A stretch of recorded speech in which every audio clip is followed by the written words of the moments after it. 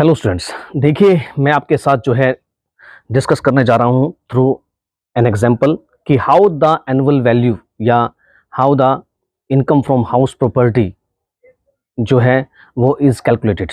We have an example that is the example number 1, compute taxable income from house property for assessment year 2023 and 24 of mister Sanjeev Trikha. We have a personality Sanjeev Trikha. हमने जो है संजीव त्रिखा जो personality है उनकी जो SSC है उनकी हाउस प्रॉपर्टीज जो है different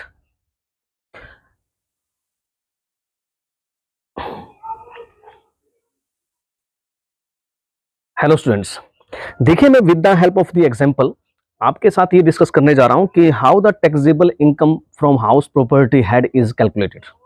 we have a personality Sanjeev Trikha and he is the owner of 4 house properties. Mister Sanjeev Trikha एक एसएससी है जिसके पास जो है 4 हाउस प्रॉपर्टीज हैं और हमने क्या करना है, संजीव त्रिखा जी की असेसमेंट ईयर 2023 और 25 में जो है इन हाउस प्रॉपर्टी से कितनी टैक्सेबल इनकम बनती है डिफरेंट हाउस प्रॉपर्टी से, वो हमने कंप्यूट करनी है। और हमारे पास जो इन्फॉर्मेशन गिवन है वो चेक कर लीजिए। हमारे पास ईच हाउस प्रॉपर्टी के बारे में जो है एक टाइप की इंफॉर्मेशन गिवन है, जैसे कि प्रत्येक हाउस प्रॉपर्टी का म्युनिसिपल वैल्यूएशन कितना है, एक्चुअल रेंट कितना रिसीव हुआ है, उसके बाद जो है फेयर रेंट कितना है, ठीक है, उसके बाद है rent on the basis of rent control act वो कितना डिटरमाइन किया गया है, म्युनिसिपल टैक्सेस के बारे में क्या इन्फॉर्मेशन गिवन है, वैकेंसी पीरियड के बारे में क्या इन्फॉर्मेशन गिवन है, अनरियलाइज्ड रेंट के बारे में इन्फॉर्मेशन जो क्या गिवन है, और condition of rule for satisfy और नॉट सेटिस्फाई, ये आपके पास इन्फॉर्मेशन गिवन है। देखिए इस क्वेश्चन को सोल्व करने से पहले मैं आपके साथ ये डिस्कस करना चाहता हूं कि you must have knowledge regarding some concept. देखिए आप जानते हो कि जैसे कि हम मान लीजिए फर्स्ट हाउस प्रॉपर्टी को लेते हैं, फर्स्ट हाउस प्रॉपर्टी को हम यहां पर पिक करने जा रहे हैं। फर्स्ट हाउस प्रॉपर्टी, आपको पता है जब भी हम फर्स्ट हाउस प्रॉपर्टी की लेते हैं तो सबसे पहले हम मान लीजिए हाउस प्रॉपर्टी नंबर 1 की लेते हैं। हाउस प्रॉपर्टी जो है हमारे पास इस क्वेश्चन के अकॉर्डिंग जो है हाउस प्रॉपर्टी नंबर 1 को पिक कर रहे हैं हम। देखिए सबसे पहली बात तो क्या है, जब भी हम बार बार बात कर रहे हैं कि जब भी हम जो है टैक्सेबल इनकम निकालते हैं under income from house property head, तो सबसे फर्स्ट ऑफ ऑल हम ग्रोस एनुअल वैल्यू कैलकुलेट करते हैं। और ग्रोस एनुअल वैल्यू को कैलकुलेट करने के लिए सबसे पहला स्टेप क्या होता है, सबसे पहला स्टेप होता है कि हम म्युनिसिपल वैल्यू और फेयर रेंट दोनों का कंपैरिजन करते हैं, म्युनिसिपल वैल्यू का और फेयर रेंट का।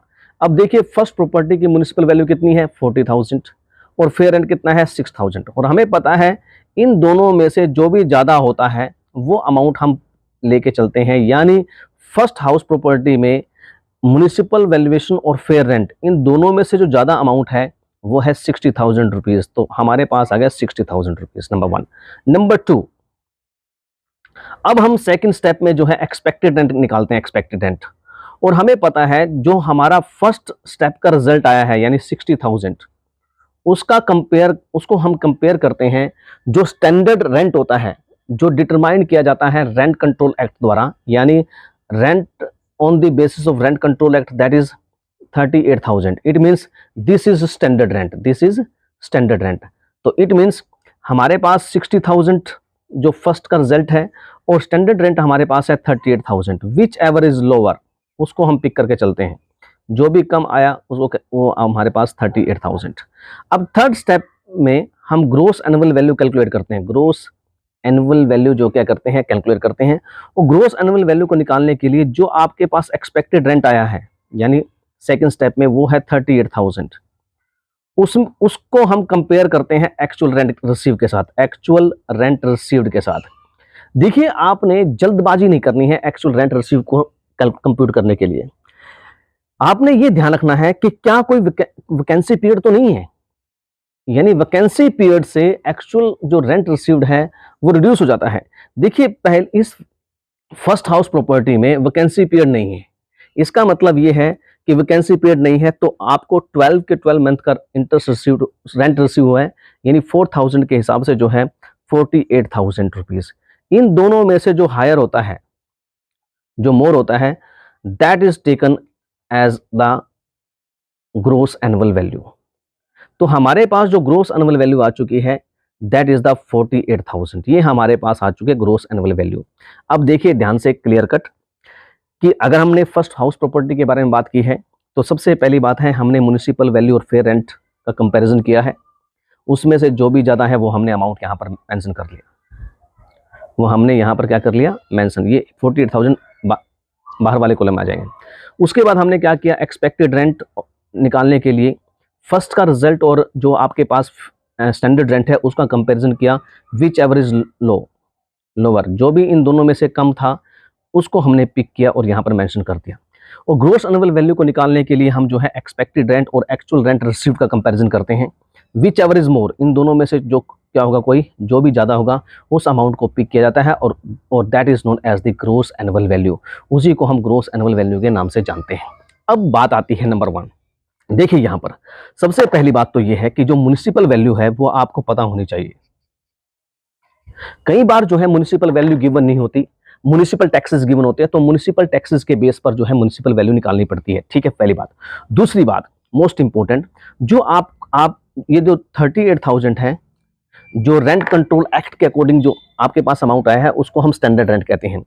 अब मोस्ट इंपॉर्टेंट पॉइंट है वो यहाँ पर ये है कि जब भी एक्चुअल रेंट रिसीव्ड निकालते हो तो एक्चुअल रेंट रिसीव्ड के लिए AR, एक्चुअल रेंट रिसीव्ड के लिए एक फार्मूला याद रखना, एक इक्वेशन याद रखना कि पहली बात तो यह है कि टोटल रेंट ड्यू, कि पूरे 12 महीने का कितना रेंट था, total rent of previous year, पिछले साल का टोटल इंटरेस्ट कितना था, सॉरी पिछले साल का टोटल जो है वो आपके पास रेंट कितना था, उसमें से माइनस कर दीजिए वैकेंसी पीरियड, वैकेंसी पीरियड का जो है रेंट है, rent of vacancy period, rent of vacancy period जो है वो उसमें से क्या कर दीजिए, रेंट ऑफ वैकेंसी पीरियड क्या है वो उसमें से लेस कर दीजिए, ठीक है। तो याद रखना this formula, this equation will be used for the purpose of computing the amount of actual rent received. Actual, दोबारा सुन लीजिए, ये देखिए पूरे साल का रेंट कितना ड्यू बनता है, कितना रेंट बनता है, ठीक है, पूरे साल का। अगर प्रॉपर्टी को पूरे साल, if property is let out, if property is let out full year, तो कितना रेंट बनता है, उसमें से माइनस कर दीजिए रेंट ऑफ वैकेंसी पीरियड, जो आएगा उसको हम कहते हैं एक्चुअल रेंट रिसीव, ठीक है। तो हमारे पास ग्रोस या इस फर्स्ट प्रॉपर्टी की जो हमारे पास जो है वो ग्रोस एनुअल वैल्यू जो आ चुकी है वो आ चुकी है 48,000। अब बात आती है कि 48,000 हमारे पास वैल्यू आ चुकी है, ग्रोस एनुअल वैल्यू इस प्रॉपर्टी की, फर्स्ट हाउस प्रॉपर्टी की, GAV ग्रोस एनुअल वैल्यू आ गई 48,000। अब हमें पता है इसमें से 2 डिडक्शन दी जाती है, एक तो है म्युनिसिपल टैक्सेस की और दूसरा है अनरियलाइज्ड रेंट की। जब ये 2 अमाउंट्स यहाँ पर डिडक्ट किए जाएंगे, फर्स्ट अमाउंट यहाँ पर और सेकंड अमाउंट, तो आपने जो पॉइंट्स ध्यान में रखना है वो क्या है, सबसे पहली बात हम यहाँ पर केवल हाउस प्रॉपर्टी के उन्हीं म्युनिसिपल टैक्सेस को डिडक्ट करेंगे जो एक्चुअल में पेड किए, ड्यू नहीं, ड्यू बेसिस पर म्युनिसिपल टैक्सेस को डिडक्ट नहीं किया जाएगा, not on the basis of due, due basis पर जो है, not on the basis of due, due basis पर म्युनिसिपल टैक्सेस को डिडक्ट नहीं किया जाएगा, पेड बेसिस पर किया जाएगा। और सेकेंडली जो है केवल उन्हीं म्युनिसिपल टैक्सेस को यहाँ पर डिडक्ट किया जाएगा जो ओनर ने पेड किए हैं, ना कि टेनेंट ने। किराएदार द्वारा अगर म्युनिसिपल टैक्सेस पेड किए गए हैं तो उनको यहाँ पर डिडक्ट नहीं किया जाएगा, केवल ओनर द्वारा ही पेड किए जाने वाले म्युनिसिपल टैक्सेस को ही यहाँ पर डिडक्ट किया जाएगा, ठीक है, पहली बात। अब देखते हैं इस क्वेश्चन में क्या है। इस क्वेश्चन में ये कहा गया कि म्युनिसिपल टैक्सेस जो है पेड बाय मिस्टर त्रिखाई, यानी त्रिखाई इज द ओनर, कितने परसेंट पेड किए, 10%। और हमें पता है municipal taxes are paid on the basis of the municipal valuation, यानी 40,000 का 10%, यानी 4,000 रुपीज म्युनिसिपल टैक्सेस जो है मिस्टर संजीव त्रिखा ने पेड किए हैं। ओके, अब बात आती है अनरियलाइज्ड रेंट। देखिए अनरियलाइज्ड रेंट की कंडीशन क्या कहती है, म्युनिसिपल टैक्सेस क्लियर है, 2 बातें क्लियर हैं। म्युनिसिपल टैक्सेस जो हैं वो पेड बेस पर जो है उनकी डिडक्शन अलाउड होती है, ना कि ड्यू बेस पर, पहली बात। दूसरी बात, म्युनिसिपल टैक्सेस जो हैं केवल उन्हीं म्युनिसिपल टैक्सेस की डिडक्शन अलाउड होती है होती है जो ओनर ने पेड की हैं। और number third most important, municipal taxes चाहे वो पास्ट के हों, चाहे प्रेजेंट के, चाहे फ्यूचर के, अगर पेड हैं तो डिडक्शन क्या है, अलाउड है। यानी म्युनिसिपल टैक्सेस के बारे में, म्युनिसिपल टैक्सेस की डिडक्शन के बारे में तीन बातें हैं, तीन इंपॉर्टेंट बातें हैं। फर्स्ट है ड्यू बेसिस पर नहीं बल्कि पेड बेसिस पर डिडक्शन अलाउड होती है, पहली बात। दूसरी बात है कि paid must be bye owner, मालिक द्वारा जो है वो पेड किया जाना चाहिए, नॉट बाय टेनेंट, टेनेंट द्वारा नहीं। और म्युनिसिपल टैक्सेस चाहे पास्ट के हैं, चाहे प्रेजेंट के हैं, चाहे फ्यूचर के हैं, सभी की डिडक्शन क्या होती है, अलाउड होती है। इस क्वेश्चन में जो है म्युनिसिपल टैक्सेस जो है मिस्टर त्रिखा ने पेड किए हैं, पेड है, त्रिखा ने पेड किए हैं, पहली बात। दूसरी बात है ओनर ने पेड किया है तो डिडक्शन अलाउड होगी। उसके बाद है अनरियलाइज्ड रेंट। देखिए अनरियलाइज्ड रेंट की जब डिडक्शन होती है, अनरियलाइज्ड रेंट की डिडक्शन केवल तभी अलाउड होती है जब जब हमारे पास क्लियर इंफॉर्मेशन हो कि एसएससी ने जो है वो कंडीशन ऑफ रूल 4 की कंडीशंस को फुलफिल किया है या सेटिस्फाई किया है। अगर आपके पास कोई इंफॉर्मेशन नहीं है तो ये एज्यूम किया जाता है कि कंडीशन ऑफ रूल 4 जो है वो एसएससी द्वारा जो है सेटिस्फाई नहीं की गई है। अगर एसएससी जो है, if SSC satisfy condition of rule 4, तभी हम यहाँ पर जो है अनरियलाइज्ड रेंट की डिडक्शन दे सकते हैं according to the amount approved by the government. पहली बात सुन लीजिए, अनरियलाइज्ड रेंट में दो बातें मेन है। पहली बात तो यह है कि कंडीशन ऑफ रूल 4 सेटिस्फाई है तभी डिडक्शन दे सकते हैं, और उतने अमाउंट की दे सकते हैं जितना जो है वो रूल 4 की कंडीशन और जितना गवर्नमेंट कहती है अमाउंट, सिर्फ उसी अमाउंट की यहाँ पर डिडक्शन दे दी जाती है। अब देखते हैं यहाँ पर अनरियलाइज्ड रेंट की क्या सिचुएशन है। अनरियलाइज्ड रेंट है 7,000 रुपीज, पर क्लियर कहा गया है कि वो कंडीशन ऑफ रूल 4 जो है सेटिस्फाई नहीं कर रहा है। ठीक है, इसका मतलब यह है कि अनरियलाइज्ड रेंट की यहाँ पर डिडक्शन नहीं दी जाएगी। यानी 48,000 में से हम क्या डिडक्ट कर देंगे, केवल म्युनिसिपल टैक्सेस। जो 44,000 आएगा वो हमारे पास आ जाएगा annual value of the house property. First house property की जो है एनुअल वैल्यू आ जाएगी, और इसमें से जो है हम लेस करेंगे स्टैंडर्ड डिडक्शन, और वो आपको पता है स्टैंडर्ड डिडक्शन कितनी है, 30%। जो भी 30% अमाउंट आएगा वो डिडक्ट करने के बाद जो है यहाँ पर हमारे पास आ जाएगी इनकम फ्रॉम हाउस प्रॉपर्टी। क्यों? क्योंकि इस क्वेश्चन में इंटरेस्ट ऑन, देखिए इस क्वेश्चन में जो है इंटरेस्ट ऑन होम लोन के बारे में कोई इन्फॉर्मेशन गिवन नहीं है, एरियर ऑफ रेंट के बारे में कोई इन्फॉर्मेशन गिवन नहीं है, अनरियलाइज्ड रेंट जो रिकवर्ड हुआ है उसके बारे में कोई इन्फॉर्मेशन गिवन नहीं है। तो ये हमारे पास जो है वो आ जाएगी इनकम फ्रॉम हाउस प्रॉपर्टी। तो देखिए ये है एक सिस्टम जो मैंने आपके साथ डिस्कस किया है। अब देखते हैं सेकंड हाउस प्रॉपर्टी क्या कहती है। देखिए सेकंड हाउस प्रॉपर्टी में म्युनिसिपल वैल्यूएशन कितना है, 47,000, एक्चुअल रेंट कितना है, 3,000 per month, fair rent given नहीं है। तो सबसे पहला स्टेप क्या होता है, म्युनिसिपल वैल्यूएशन और fair rent whichever is higher. देखिए फेयर रेंट गिवन नहीं है तो it will be deemed as nil, इसको नील माना जाएगा ना कि जीरो। ठीक है, इसको नील मानकर यानी not applicable, information not applicable, NA not applicable, information available नहीं है। तो जो गिवन वैल्यू है उसी को जो है रिजल्ट माना जाता है, यानी 41,000 और fair rent whichever is higher 47,000। उसके बाद उसका कंपैरिजन करते हैं आप जो आपके पास है जो स्टैंडर्ड रेंट उसके साथ। मान लो ये स्टैंडर्ड रेंट है यहाँ पर 49,000। तो फर्स्ट में क्या था, whichever is higher, second में क्या था, विच इज लोअर कितना है आपके पास, 47,000। तो इसका मतलब ये है कि जो एक्सपेक्टेड रेंट है 47,000 आ चुका है। अब बात आती है कि 47,000 आपका एक्सपेक्टेड रेंट है। अब एक्सपेक्टेड रेंट का कंपैरिजन करते हैं एक्चुअल रेंट रिसीव्ड। अब देखा जाए एक्चुअल रेंट है 3,000 रुपीज़ पर मंथ, 3,000 रुपये पर मंथ के हिसाब से है, यानी 12 इंटू 3 36,000 हमारे पास क्या बनता है, जो 33,000 जो है हमारे पास क्या बनता है, वो बनता है हमारे पास एक्चुअल रेंट पूरे साल का। पर एक्चुअल रेंट रिसीव्ड है ये डिपेंड करेगा कितने महीने का रिसीव हुआ है, ये डिपेंड करेगा वैकेंसी पीरियड पर। यहाँ पर वैकेंसी पीरियड नील है, इसका मतलब ये है 36,000 ही है। तो पहला स्टेप क्या था, एक्सपेक्टेड रेंट आपके पास 47,000 था। अब एक्सपेक्टेड रेंट के बाद हमने ग्रोस एनुअल वैल्यू निकालनी है और उसका हम कंपैरिजन करते हैं 36,000 के हिसाब से। ठीक है, तो विच एवरेज हायर 47,000, यानी सेकंड सिचुएशन में ग्रोस एनुअल वैल्यू आएगी 47,000। उसके बाद उसमें से म्युनिसिपल टैक्सेस कितने हैं, municipal taxes mister Trikha paid कर रहे हैं, पेड बाय मिस्टर त्रिखा, यानी ओनर पेड कर रहा है तो डिडक्शन मिलेगी। तो वो चाहे पिछले साल के कर रहा है, चाहे फ्यूचर के कर रहा है, चाहे करंट के कर रहा है, डिडक्शन अलाउड होगी। यानी 1700 की जो है म्युनिसिपल टैक्सेस की डिडक्शन अलाउड होगी।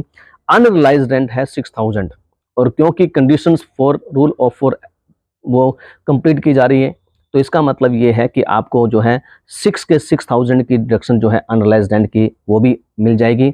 यानी जो 47,000 ग्रोस एनुअल वैल्यू आई है, उसमें से सबसे पहले जो है 1700 ये डिडक्ट किए जाएंगे, और फिर जो है 6000 ये डिडक्ट किए जाएंगे। इन दोनों अमाउंट को डिडक्ट करने के बाद जो आएगा वो आएगी आपके पास इनकम फ्रॉम हाउस प्रॉपर्टी।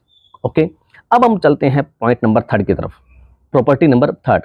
देखिए इसका सब कुछ क्लियर है, ये है। अब यहाँ पर देखिए जो मेन चीज़ है कि पेड बाय, हाँ इसमें दो चीज़ें हैं। एक तो यहाँ पर जो है आपके पास वैकेंसी पीरियड आ चुका है, इसका मतलब एक्चुअल रेंट रिसीव्ड आपने ध्यान रखना है, और आपने ये भी ध्यान रखना है ग्रोस एनुअल वैल्यू पे इम्पैक्ट क्या पड़ेगा। तो देखिए ध्यान से, पहला क्या है, म्युनिसिपल वैल्यूएशन और fair rent whichever is higher. तो पहली जो थर्ड प्रॉपर्टी है, देखिए थर्ड प्रॉपर्टी में दोनों में से 70,000 48,000 में से क्या ज़्यादा है, 70,000। ओके डन, ठीक है जी। उसके बाद देखिए फिर क्या होता है कि जो एक्सपेक्टेड रेंट के लिए 70,000 and 50,000 which ever is lower, तो यानी एक्सपेक्टेड रेंट आपके पास 50,000 आ गया। अब जब एक्चुअल रेंट रिसीव निकालेंगे तो आपको पता है पूरे साल का बनता है 48,000, 12 इंटू 4। वैकेंसी पीरियड कितना है, 2 मंथ का। इसका मतलब ये है कि 8,000 नहीं मिलेगा, तो कितना मिलेगा, 40,000 मिलेगा। कितना मिलेगा, 40,000। अब थर्ड स्टेप क्या कहता है, थर्ड स्टेप ध्यान सुनो, थर्ड स्टेप कहता है कि जो एक्सपेक्टेड रेंट थर्ड स्टेप क्या कहता है कि जो एक्सपेक्टेड रेंट है आपका या एक्चुअल रेंट रिसीव्ड है विच एवर इज हायर, तो यहां पर जो हायर है वो दैट इज द 50,000 रुपीज। यानी हमारे पास ग्रोस एनुअल वैल्यू कितनी बन रही है, 50,000 रुपीज। अब यहां पर आपने रुकना है। अब वो रुकना कैसे है कि ये देखना है कि क्या वैकेंसी पीरियड को मिलाकर एक्चुअल रेंट जो बनता है, एक्चुअल जो रेंट है वो जो बनता है, अगर वैकेंसी पीरियड को मिलाकर जो एक्चुअल रेंट बनता है, क्या वो स्टैंडर्ड रेंट से ज्यादा है। अगर वो स्टैंडर्ड रेंट से ज्यादा है तो ध्यान रखना, if actual rent received including vacancy period is more than standard rent, sorry expected rent is more than expected rent, तो ध्यान रखना एक्चुअल रेंट रिसीव्ड ही जो है वो ग्रोस एनुअल वैल्यू मानी जाएगी। अब मैं क्या कहना चाहता हूं सुन लीजिए, आपको एक्चुअल पूरे साल का रेंट था 48,000, 2 महीने का वैकेंसी पीरियड है तो 8,000, इसका मतलब एक्चुअल रेंट रिसीव्ड आपको 40,000 है, एक्सपेक्टेड रेंट 50,000 था, विच एवर इज हायर 50,000, तो आपने ग्रोस एनुअल वैल्यू कितनी ले ली, 50,000 पे। रुकिए, ये देखिए कि क्या वैकेंसी पीरियड को मिलाकर एक्चुअल रेंट रिसीव्ड जो है वो स्टैंडर्ड रेंट से ज्यादा तो नहीं हो रहा है। अगर ज्यादा हो रहा है तो एक्चुअल रेंट रिसीव्ड ही जो है वो ग्रोस एनुअल वैल्यू मानी जाएगी, ना कि स्टैंडर्ड रेंट। अब देखिए जब हम इसमें 8,000 भी मिला देते हैं तब भी कितना आता है, 48,000 आता है।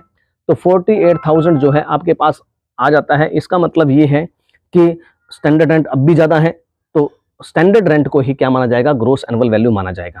क्लियर है। उसमें से फिर आप जो है ये कहते हैं 5,000 रुपीज जो है वो मिस्टर त्रिखा पेड करता है, ठीक है, ओनर, और 5,000 जो है टेनेंट किराएदार जो है म्युनिसिपल टैक्सेस पेड करता है।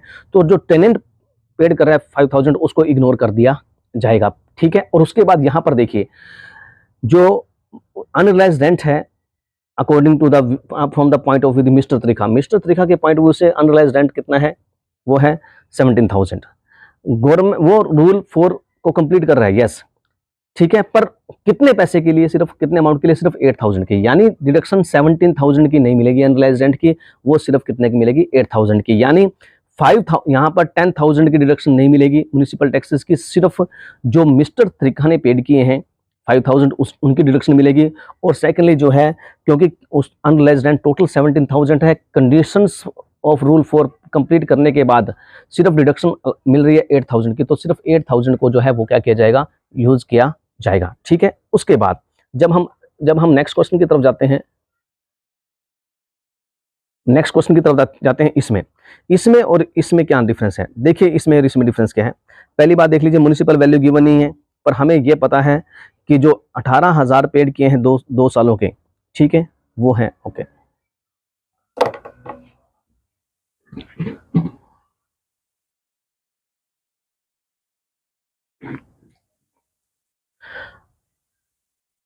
हम चलते हैं हाउस प्रॉपर्टी नंबर 4 की तरफ। काफी इंपॉर्टेंट प्रॉपर्टी है, इसको ध्यान से समझना। देखिए, सबसे पहली बात फर्स्ट क्या है, म्युनिसिपल वैल्यू गिवन नहीं है, पर आपने कोशिश करनी है कि आप म्युनिसिपल वैल्यू फाइंड आउट कर सको। जैसे इसमें जो है एक्चुअल रेंट गिवन है 8,000 पर मंथ है, 30,000 फेयर रेंट है और 80,000 जो है वो स्टैंडर्ड रेंट है। अब ये देखिए, ये कहते हैं म्युनिसिपल टैक्स 2 सालों के ड्यू पड़े हैं। पेड तो नहीं है ना, पहली बात तो डिडक्शन अलाउड नहीं होगी। म्युनिसिपल टैक्सेस की डिडक्शन जो है पेड के बेसिस पर अलाउड होती है, ना कि ड्यू के बेसिस पर। पहली बात तो ये है कि जितने भी हैं इनकी डिडक्शन अलाउड नहीं होगी म्युनिसिपल टैक्सेस की, ठीक है। बट ये कह रहे हैं कि 2 साल के ड्यू पड़े हैं 10% की दर से। कितने पड़े हैं? 18,000, यानी 1 साल का कितना हो गया? 9,000 रुपए। यानी म्युनिसिपल टैक्सेस जो हैं 1 ईयर के 9,000 हैं। कितने हैं? 9,000। और आपको पता है कि ये जो है कितने परसेंट के लिए है?